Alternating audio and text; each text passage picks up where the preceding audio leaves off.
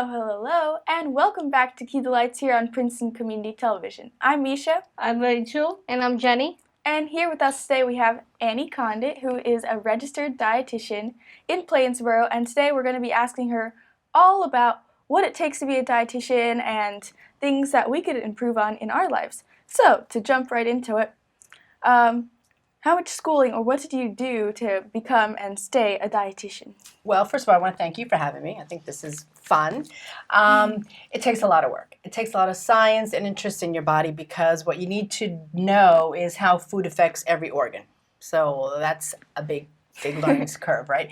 You have to have 4 years of undergraduate school and then 1 year of an internship. And then you have to sit for this big test. And even after that, then you have to, like every year, you have to continue and add credits. So you always have to learn because in nutrition, things change all the time. So it's an ongoing thing. I've been doing this now for close to 35 years. I've been doing it. So things change all the time. What was good 1 year is going to be different the next year. So you have to really keep up with it. Yeah. Do you think that it would be a good career for other people to look into? Yes, especially for a lot of reasons. One, because the food we eat is so different now than it was, and people aren't cooking.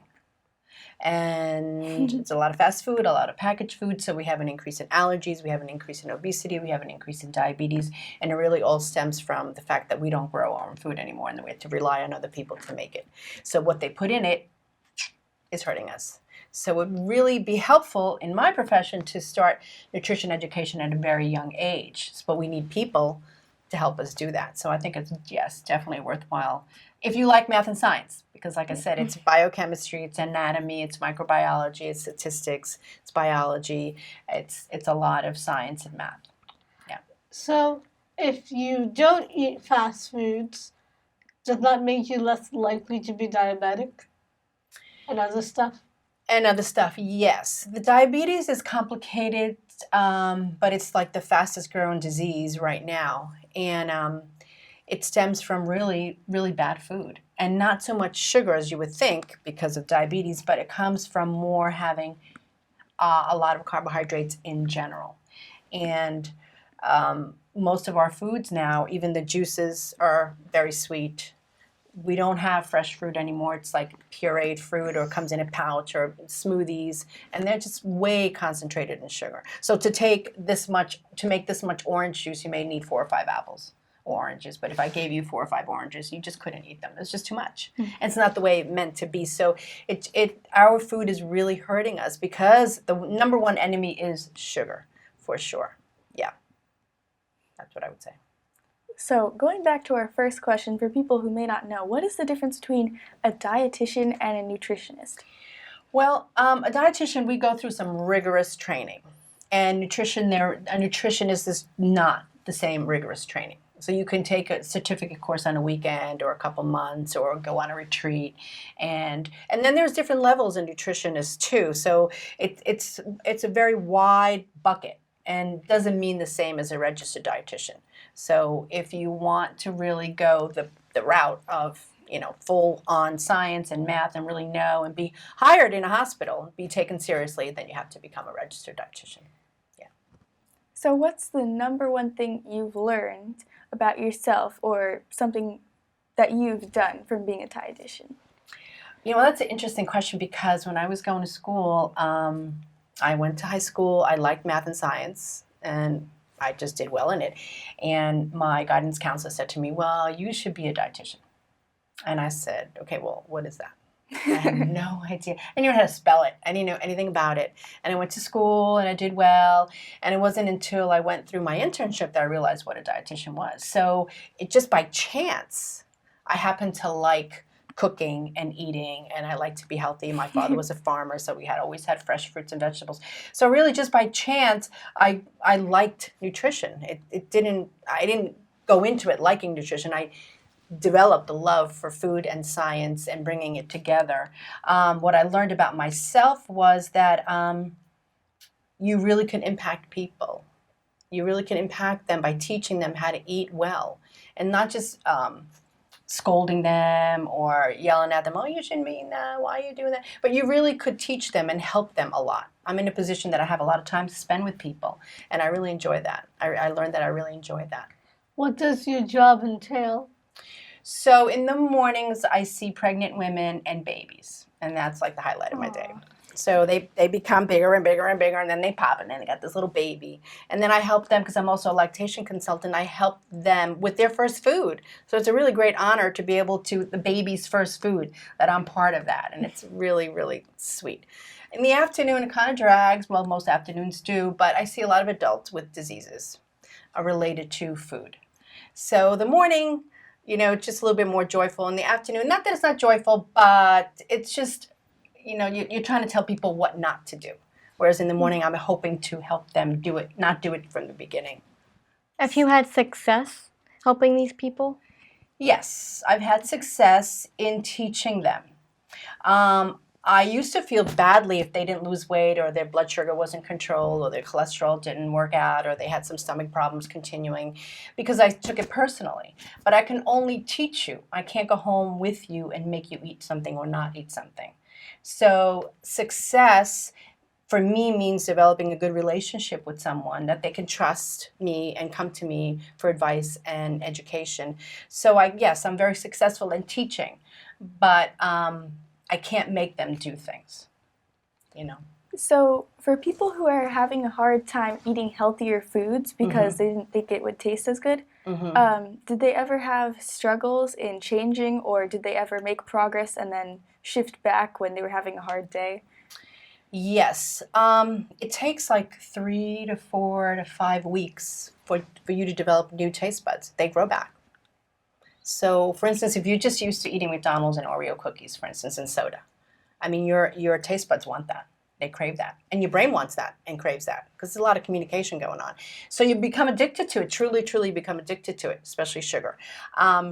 So if you really abstain from those kinds of things from 3 to 5 weeks, normal food starts tasting better for you, because then you get brand new taste buds. So there is a lot of success if you stay with the program. Now, they do fall off. But for the most part, something does click at some point, and they realize, no, this is what I want to do. And it happens sometimes. It doesn't happen all the times with everybody. Yeah. So when you were studying to become a dietitian, or perhaps in the early stages of being one, did you ever think, maybe this isn't what I want to do, or maybe this is too hard? Or were you always like, this is what I was meant to do? That's an interesting question. I always liked working with women and children. So most of all my years I've been in maternal child health. And I really enjoy helping young women and children, because I felt like they were like the easiest to help and to prevent diseases later on.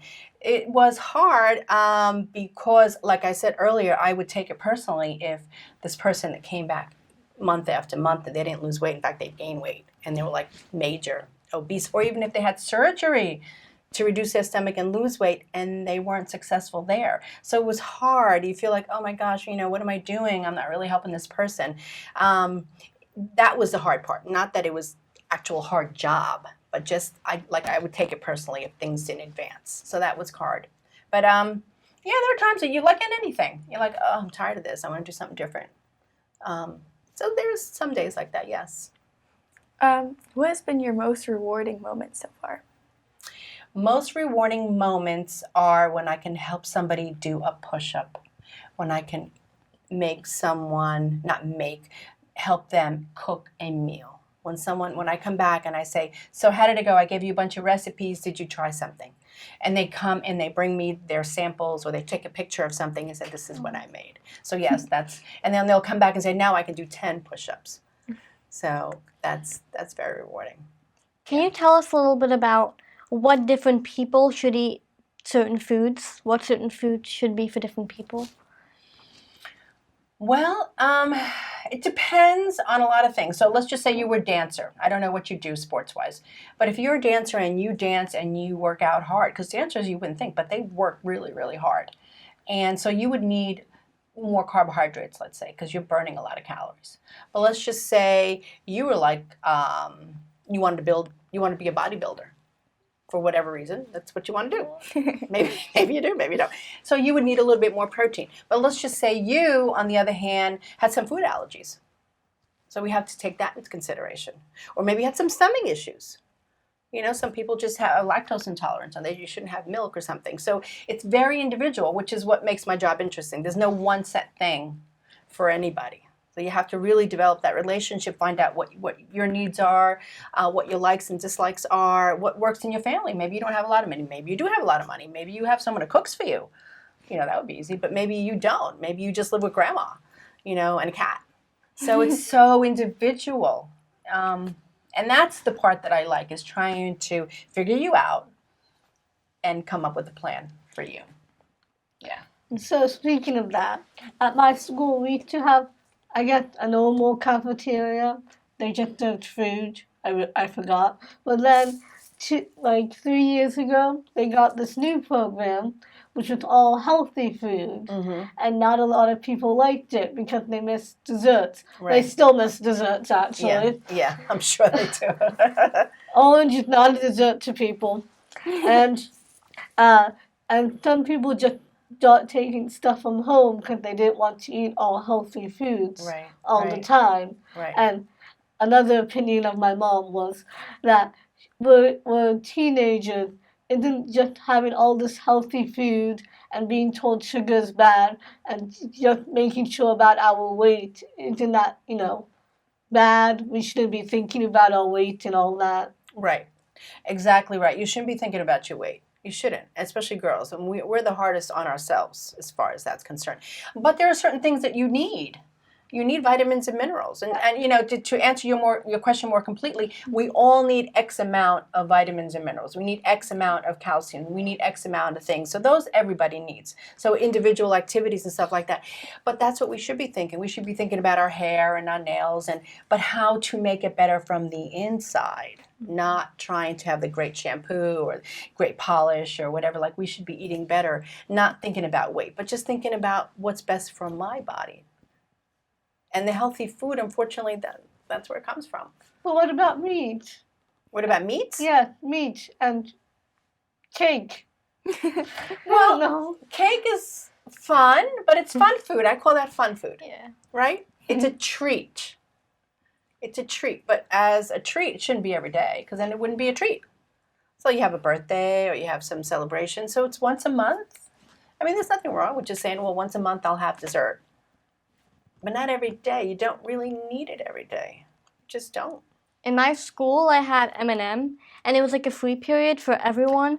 And you go to the cafeteria, and they have cakes and cupcakes and all this like junk. Right. And now it's all apples and bananas. Right. And everyone's like upset, just like Rachel said. Like everyone's upset about that. Yeah. I'm sure, because why? It takes a little, but if they really were to eat it for 3 weeks, it would taste really good. But we work really hard. We need a sugar high for both periods. Yeah. But you said the magic word, sugar high. We are getting high on sugar, and it is affecting us. It does affect us. It changes us metabolically. It really, really does. That is the problem. So what I say is the limit for you girls should be like 40 grams of sugar per day. Okay, so if you start looking at labels, and I'm talking about added sugar, not what's in milk or fruits, right? Because there's sugar in those. So the yogurt, let's say, or some of the chips, or the jelly that you put on your peanut butter and jelly, or the peanut butter, or even the bread. Some breads have raisins in them and, cinnamon, and they have all this other stuff in there. But so 45 grams max, one soda thing would give it to you. So if that's how you want to spend it a day, go for it. But there's one thing you have to know about sugar. It prevents the absorption of calcium. And the molecule looks very similar to vitamin C. So it competes for metabolism with vitamin C. Well, vitamin C is really important. And so is calcium. So if you have a high sugar content diet, you're going to have low calcium, low vitamin C. That's why we have those limits, 45 max. So if you want to spend it on soda or cookies or whatever, but know your limits. That's all. There should be limits. That's all. I actually just found out about this new cup. It was on Indiegogo. Not sure if you've heard of it, but basically it combines the smell of a certain taste and a little bit of a taste on the rubber, so that it's supposed to convince the brain for people who may have diabetes or just should drink more water to think that they're drinking something other than water. I don't know if you've heard of this or not. Have you heard of it? So no, so you're saying that it is a what? Something you ingest? It's a cup. It's a cup. And you put water in it, and well, that's interesting. it smells. It fools the brain. Yeah, you should. We should all look it up. It's really great. I just found out about it because it's starting See, to. I'm learning something. I love this. Starting to take up the that. media. I just thought it was interesting, and I was. If you knew about it, I was going to ask you what you thought of it. No, I have to think about that. So we're fooling the brain into thinking we're eating something good, but we're really not. Mm-hmm. I mean, some people who are used to like, there's a Coke flavored one where you put like fizzy water into it. Some people complain that it doesn't taste like Coke, but I think they're comparing like, you know, peas and carrots or apples and oranges because it does taste, from Like what I water? it doesn't taste like, well, it tastes like water, but it tastes like flavored water, but just better. water. Well, there's science behind that because there is an anticipatory process. For instance, if you know you're going to have cake today, let's just say you do the once a month thing, and you know, oh, today's a Friday, I get to have cake, yay! So you're going to be thinking about that. 3, 4, 7 o'clock, whatever. Oh my gosh, here it comes, here it comes. So your natural dopamine levels, which is the feel-good hormones, will rise. So it makes sense if you're thinking and smelling it that your dopamine levels will rise and make you feel good. There's science behind that. So interesting. I'd have to look into that. And what is it called? What's the cup called? I believe it's called the Right Cup. I hope I'm allowed to say it on the air, but the Right Cup. It was started on Indiegogo, which is a website. Yeah, like Kickstarter. I've seen the and website. I've heard it got the website. so funded after people saw the trailer because there's a guy who was told by his doctor that he could only drink water, Right. and he didn't really like the taste. No, yeah. So he did like a lot of talks everywhere about how your smell can affect what you're tasting. Absolutely. Like if you know you're smelling onions, but you're eating rice, you Right, know, right. rice will taste like onions. So he specialized in that, and he created this product. I'm gonna look it up. I thought it was fascinating. Yeah, I I'm think it looking is. up like Yeah, that's I really like learning interesting. new things. That's the other thing I like. Good. All right. Also, I like to bake. They both know I love to bake. But it's hard to bake something that tastes good, is moist, and the sugar affects the texture while also Absolutely. making it healthy. So, do you have any advice for me or fellow bakers? Have you tried using pumpkin, like pureed pumpkin, or applesauce No. or banana instead of the oil?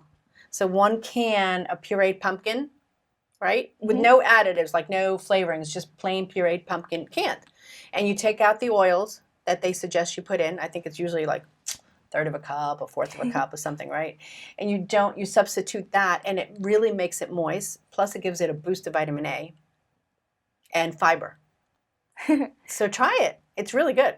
I'll try it. I've tried the banana, but not the pumpkin or the Yeah. applesauce. And applesauce would be another one. And I'm sure that they'll be good in the texture because Very good texture because it's moist. yeah. Really moist. You should try it. That's a good one. So a big problem for people is that the fast foods and the bad ones are cheaper than all the organic ones. Right. So what do you suggest if you have like a low economic status or something? Right. Well, unfortunately, the food industry preys on the low economic status folks. They do. They know that they'll get you hooked. Fast food is addictive. It's designed that way. Oreos and Doritos and what are those orangey things? Cheetos. The taste and those crumbly things stay on your tongue. So there's a party going on in your tongue, and those dopamine levels are rising, and once it's out of your mouth, well, wait a minute, we need more. So they prey on you to get addicted. Organic food costs a lot because the government just regulates so many things. You have to prove certain water to use, and you have to prove that those animals are not just caged, and you have to prove that you haven't fed them any certain things, and all of that is tested, and you have to pay for someone to come in and test that. So every step of the way of you growing anything costs you money. That's why organic food costs more. But now there's a trend more for bigger farms, and so maybe the costs will go down. I've seen the costs go down. So my advice to you is find out what the dirty dozen are. The dirty dozen are those fruits and vegetables that are highly pesticides. Not all of them are. So if you like broccoli, apples, carrots, peaches, find out if they're one of the 12 vegetables, fruits and vegetables that are highly contaminated. If they're not, then you can have the other, But if you can afford it, just buy the best food you can afford. But the food industry preys on the people that don't have a lot of money. That's why they have dollar menus. Okay, so at my school, which is kind of opposite of what happened at your schools, you guys had more junky, and then it turned into, healthier with apples and carrots and all that kind of stuff. Mm-hmm. God forbid. At my school, we used to have there's this one line with kind of the more junky food, and then the other side had what we call hot lunch, and then in the center there's deli where you make your own sandwiches. And they used to serve vegetables, and it would rotate around different parts of the world, and you were required to have a vegetable before you left. You could have other stuff, but you're required to have a vegetable or a fruit, or sometimes both, depending on what kind of day it was. If it was a Friday, there was a little exception. But I used to buy lunch every single day, and I noticed that the line on my side was getting shorter and shorter every single day. And the lunch aide, he told me, you're the last one coming. And eventually, they had to combine the lines, and the line became much longer. So I eventually just started bringing lunch. And when I came back again, when I forgot my lunch, it was gone. The vegetable line was gone. And now all I see, they're bringing in ice cream. I don't know if you heard of Dippin' Dots. We have a pretzel machine. We have cookies, and they make them so cheap. They make it cheaper to just buy cookies and ice cream and stuff. Right. And my friends are coming back with pizza, and they're thinking it's healthy. They're like, oh my gosh, there's grains, there's tomato, which is a vegetable, even if there is added sugar, and there's cheese. I've got everything that I need, and I'm just shaking my head. So I don't know how I can do anything about this, but do you have any advice for the schools like this? Well, I don't know what form the vegetables take. You know what I mean? Because sometimes if they're just going to take some frozen old broccoli and, put it in the microwave and then serve it to you on a plate, and it's all wimpy, and it's not even a bright green anymore. It's kind of like that army green. And it looks like death on a plate. You're going to be like, ew, I'm not eating that. But my suggestion for the schools is to go back to making soup. Throw the vegetables in there. Just make fruit salad. And put a little whipped cream on there. Make natural home, not fresh whipped cream, and just make it nice and tasty. It doesn't have to be so stark. I mean, I don't know. I haven't seen what they look like, but I would venture to guess that it's not the best presentation. So if you put a little effort into it, put a little onions and garlic and maybe, sesame seeds, and, make that, broccoli look good, and, make it smell good, and, wow, or just do fruit kebabs. It's all about presentation, like you said, smell, seeing.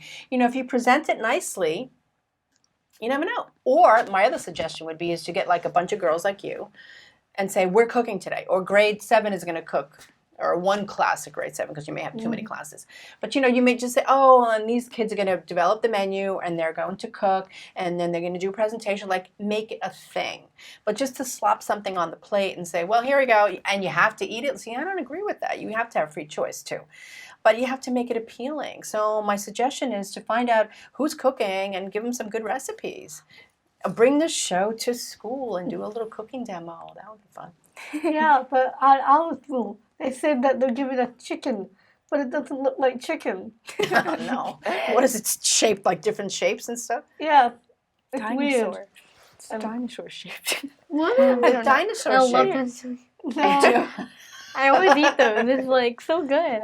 Yeah, they're addicting. There's no question that McDonald's is good. There's no question fast food Oreos are good. I'm never going to deny that. But now they're frying Oreos. Oh, and, yeah. now they're making triple Whopper, some kind of it's just food. Yeah, the fried Oreos. Yeah. Oh my god. I eat those all the time, which is bad. And it's I'm in meant to be summer. addicting. Yeah, it is. It is. Addicting. And that's what it is. And so you guys are normal weight, but think about kids that don't have normal weight. And remember that these feel-good hormones rise every time you have something that tastes good. We're driven to eat, right, as humans. Because if we didn't eat, we wouldn't survive. But eating is a pain because you got to cook, you got to shop, you got to chop, you got to peel, then you got to clean up after. If I didn't have to eat, why would I eat? because we're driven to. It's a reward system. Every time we eat, those dopamine levels rise and we feel so good. Oh my God, let's eat more. Let's eat every day. This is great. But for those folks that rely on that hormone just to feel good because they feel bad, imagine, you're home, you go home to an empty house, or you have a bad situation, or you're being bullied, or whatever, then, you're relying on these foods to feel good. And that's what the problem is. Yeah. So, it's kind of unfortunate. Yeah, it is unfortunate. That, like, for me, a lot of times it's like more what I crave. Like once I actually get to the healthy food, I actually think it tastes pretty good. Right. But it's getting there, I think, is the Right. hardest Yeah. part. Or I think there was a study done a while ago, I think I saw it on Facebook, that said that people at McDonald's, this is like a survey that they did, that ordered a salad were also more likely to get like a giant burger because they felt better because they were getting a salad. Right. And they ended up ingesting more bad stuff, more calories. Right. So, do you have anything to comment about that? Well, actually, McDonald's is doing away with all that stuff. They decided they were going after a population of people that were never going there anyway. Like, I would never go there to get something. Oh, I wouldn't say never. That's a lie. But I don't go there habitually. So they were trying to get me to go there, or people like me. And they spent a lot of money advertising to do that. And they just realized, you know what, it's not working. Let's just stick to our bad food because that's what we're good at. And those that'll come will come, and we're not going to compete.